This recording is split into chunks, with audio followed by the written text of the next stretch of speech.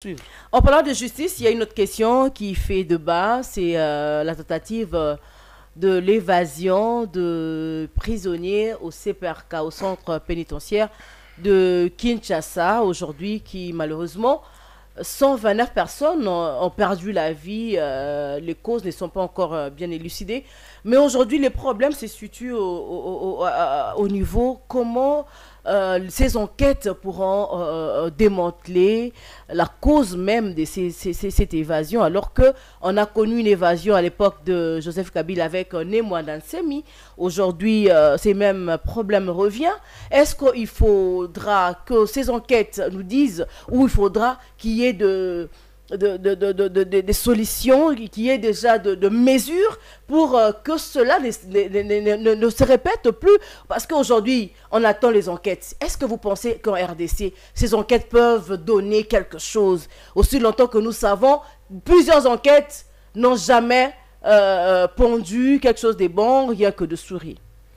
Oui, madame, ici d'abord, c'est de rendre hommage aux Congolais qui ont péri dans ces drames-là, et présenter mes condoléances aux familles qui ont perdu les leurs. Le regret ici encore, c'est que... Il faudra qu'on se le dise, hein, il y a aussi ces familles-là ne savent pas qui est là et qui n'est pas là. Parce que le ministre, il y a une note circulaire, on a demandé à ces familles d'aller identifier les corps. Ça veut dire qu'il y a un dysfonctionnement même au sein de l'administration. L'administration pénitentiaire. Je disais...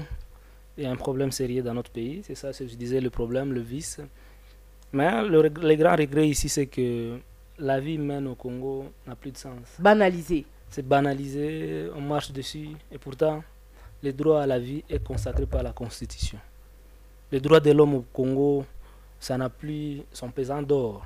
Et ça, c'est dangereux. Si quelqu'un peut mourir, vous êtes condamné, vous êtes en prison, et que la mort vous surprend encore dedans, c'est qu'il y a un problème sérieux. Malheureusement, les associations de droits de l'homme, jusque-là, ne disent rien. À l'époque de Joseph Kabila, je voyais maître Georges Kapiamba de la cage dénoncer ces tueries. Malheureusement, on ne le sent plus. C'est ça la question qu'on se pose. Mais je pense que le gouvernement doit élucider à l'opinion publique qu'est-ce qui s'est passé réellement. Clarifier, nous dire le bilan exact. Le bilan exact. Qu'est-ce qui s'est passé réellement. La source du problème est où. Qui voulait s'évader de la prison. Parce que parce qu'il y avait déjà un processus de désengorgement qui avait été lancé. Il y avait ce processus de désengorgement qui était déjà lancé par le ministre. Mais vous savez que les prisons ont des services de renseignement à l'interne même.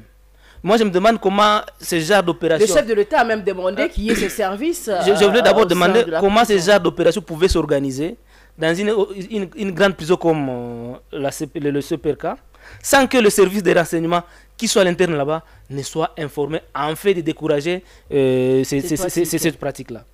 C'est qu'il y a un problème. Si aujourd'hui le chef de l'État demande à ce que cette structure-là soit créée, mais moi je suppose que ça existe déjà, parce que l'ANER est partout. Donc ça prouve en suffisance qu'il y a aussi la faiblesse. Il y a une faiblesse dans l'administration pénitentiaire qu'il faut réorganiser davantage. Ouais. Mais au-delà de ça, moi la question que je me pose, quelles sont les conditions sociales des prisonniers à Makala?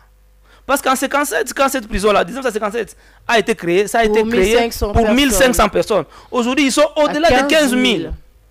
Au-delà de 15 000. Et depuis lors, on n'a jamais créé une autre prison à Kinshasa. Et pourtant, la population s'accroît de façon géométrique. Aujourd'hui, la ville de Kinshasa, on parle de plus de 17 millions d'habitants. Or, à l'époque, c'était moins de 250 000.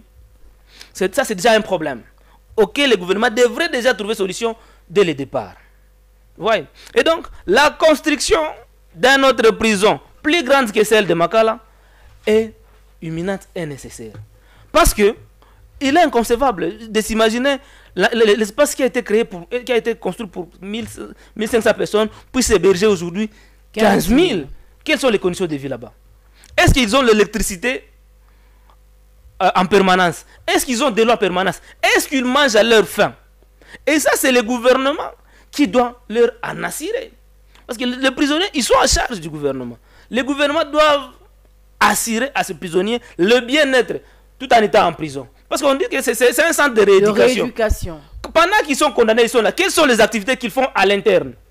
Parce que dans notre siège, les prisonniers participent à des travaux à l'agriculture. Ils font les bénévolats. Ils font les bénévolats.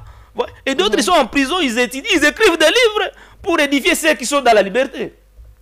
Mais là, les nôtres sont surpris par la mort. Alors, que la commission qui a été mise